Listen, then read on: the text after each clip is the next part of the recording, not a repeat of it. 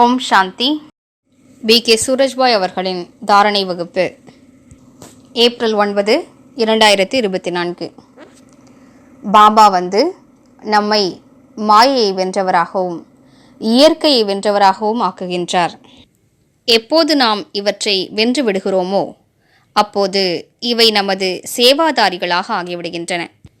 எவ்வாறு யுத்தத்தில் ஒரு அரசன் மற்றொரு அரசனை வென்று விடுகிறார் என்றால், தோற்றவர் வென்றவருக்கு அடிமையாகி விடுகிறார். அதே போன்று நாம் 5 விகாரங்களை வெற்றியடையும் போது அவை நமது அடிமைகளாகி விடுகின்றன. இயற்கையின் 5 தத்துவங்களும் நமக்கு அடிமையாகி விடுகின்றன.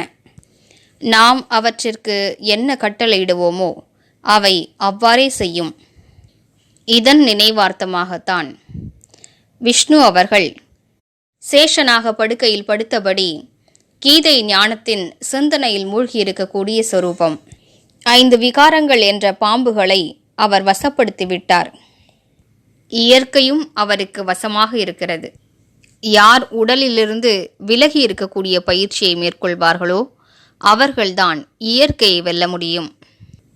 இந்த உடலும் இயற்கையே ஆகும். இந்த உடலின் மீது ராஜ்யம் செய்பவர்கள் இயற்கை மீதும் ராஜ்யம் செய்கிறார்கள். உடலின் மீது ராஜ்யம் செய்வது என்றாலே சுயராஜ்ய அதிகாரி ஆவதாகும். கர்மேந்திரியங்களை அடிமையாக்குவதாகும். மேலும் நொடியில் அசரீரியாகி விடுவதாகும். இதன் மூலம் கர்மேந்திரியங்களும் குளிர்ச்சி அடைகின்றன, மனமும் அமைதியாகி விடுகிறது.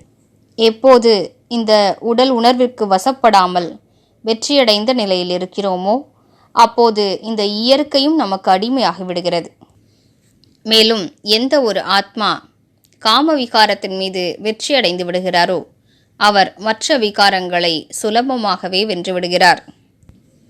கீதையில் கூட கூறப்பட்டிருக்கிறது, எந்த ஒரு யோகி காமம் மற்றும் கோபத்தின் வேகத்தை சகித்து கொள்வதில் தகுதியானவராக இருக்கிறாரோ அவரே உண்மையான யோகி ஆவார். அதாவது யார் ஒருவர் காமம் மற்றும் கோபத்தின் வேகத்தை வசப்படுத்தி விட்டாரோ அனைத்து விகாரங்களும் அவரது வசத்திற்கு தானாகவே வந்துவிடுகின்றன.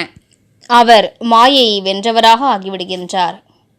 இதுவே நமது தவத்தின் சாதனையாகும்.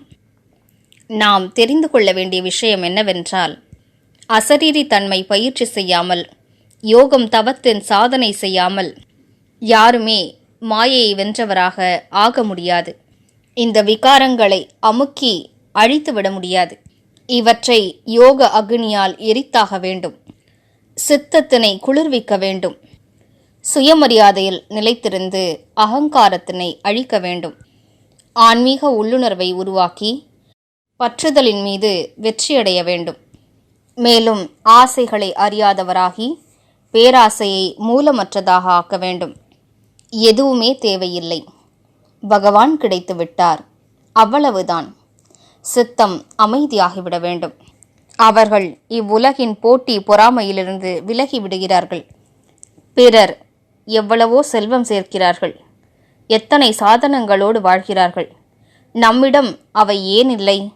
இப்படியெல்லாம் குழந்தைகள் கேள்வி கேட்கிறார்கள் என்ற உணர்வுகளிலிருந்தெல்லாம் விடுபட்ட நிலையில் இருக்க வேண்டும். காமத்தை வெல்வதற்காக விசேஷமான யோக பலம் அவசியமானதாகும். எனவே வாருங்கள், இந்த விகாரங்கள் மீது வெற்றியடைவோம். மேலும் இயற்கைக்கும் எஜமானனாகிவிடுவோம். ஏனென்றால் இயற்கை மிகுந்த புயல்களை கொண்டு வரப்போகிறது. அதில் மிகப்பெரிய மாற்றம், பயங்கரமான மாற்றம் ஏற்பட போகிறது. கீழிருக்கும் அனைத்தும் மேலே, மேலிருக்கும் அனைத்தும் கீழே ஆகப்போகிறது. கடல், ஆகாயம் என்று அனைத்தின் இடங்களும் மாறிவிடும். கிரகங்கள், நட்சத்திரங்கள் என்று அனைத்தும் இடம்பெயர்ந்துவிடும். அனைத்தும் தூய்மையாகிவிடும். எனவே மிக பெரிய மாற்றம் இந்த படைப்பில் ஏற்பட போகிறது. எனவே நாம் மாயையையும் இயற்கையையும் வென்றவராகி முழு உலகிற்கும் நல்ல அதிர்வலைகளை பரவச் செய்ய வேண்டும். எனவே இன்று முழு நாளும் பயிற்சி செய்வோம். நான் வெற்றி ரத்தினமாவேன், பரம தூய்மையான ஆத்மா ஆவேன், இயற்கையின் தலைவனாவேன், மாயையை வென்றவனாவேன், மற்றும் இயற்கையை வென்றவனாவேன். மேலும் பயிற்சி செய்வோம்.